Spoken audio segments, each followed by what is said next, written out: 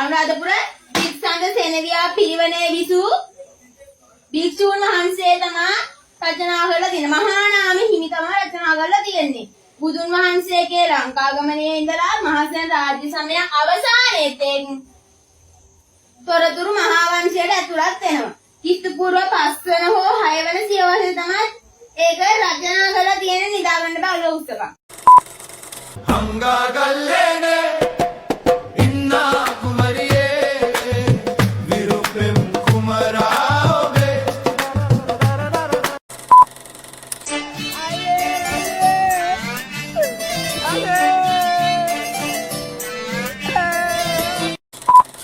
තාත්තේ අන්නරේ බෙල්ල වල දාගන්න හදනවා. එහෙම කොහොමද කසාදයක් බැඳලා ඉඳිද්දි බෙල්ල වල දාගන්නේ? මං අරගෙන ගානකොට අරුවට පුදුම අමාරුවක් තිබ්බේ. ගමේ කෙල්ලත් එක්ක ඉන්නවනම් ගමේ කෙල්ලත් එක්ක ඉන්න ඕනේ නැත්නම් මගෙත් එක්ක ඉන්න ඕනේ. එහෙම ගෑනු දෙන්නෙක් එක්ක එකට ජීවත් වෙන්න බෑනේ. මගෙත් එක්ක ඉන්න ඕනේ හරිනම්. එයාට කියනකො දාදී මොනවා හරි කරන්නකො මන් නම් දැන් මේකේ පාවලා තියෙන මොන කර්මයක්ද මේක?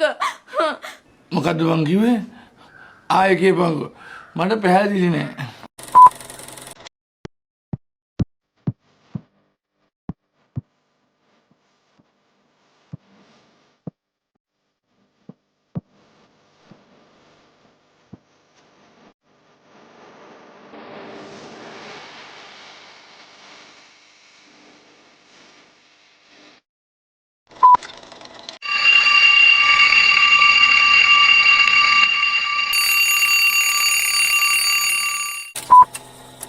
Hey, Pak, mari jangan ni bang, boleh tidur.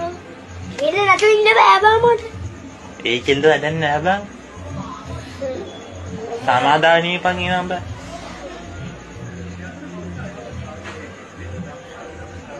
Samarawin bang, bang. ඒකෙන්ද ඇත්තට පයින්න. Hey, Pak, mari jangan ni bang. Mau kinjam bang.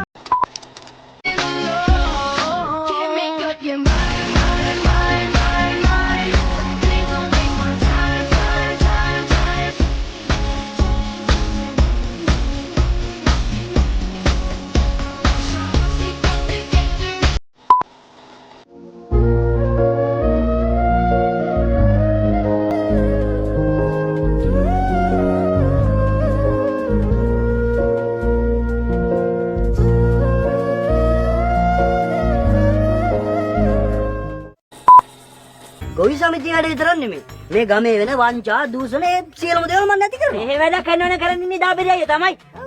දැන් බලන්න මුදලාලි මේ ගමෙත් කුඩු බෝ වෙලා. ඈ මම මේ සියලුම දේවල් නැති කරනවා. මේ කවුරු හරි එකේ ගමට කුඩු බෙදනවා. එහෙ වැඩක් කරනවනේ කරන්නේ නිදාබෙරිය තමයි. ඈ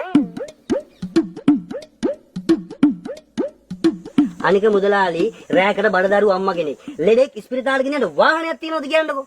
වාහන තියෙන මිනිස්සුත් වාහන දෙන්නේ නැහැ. ඒ හින්දා මම ගන්නවා සමිති සල්ලි වලින් 3 wheel කට. එහෙම වැඩක් කරනවනේ කරන්නේ නිදාබෙරිය තමයි. ඒකනේ. දැන් වැඩි ඕනේ නැහැ මුදලාලි. දැන් මේ දවස්වල සභාපති මහත්තයාගේ නෝනා ඉන්නෙත් බඩින්නේ. එහෙම වැඩක් කරනවනේ කරන්නේ නිදාබෙරිය තමයි. ඈ මොකද අකතෝ කිව්වේ? ඔයාට පුළුවන් දැන් එච්චර හරියක් කරන්න. එහෙම වැඩක් කරනවනම් කරන්නේ අපේ රත්තරන් දාබෙරිය තමයි.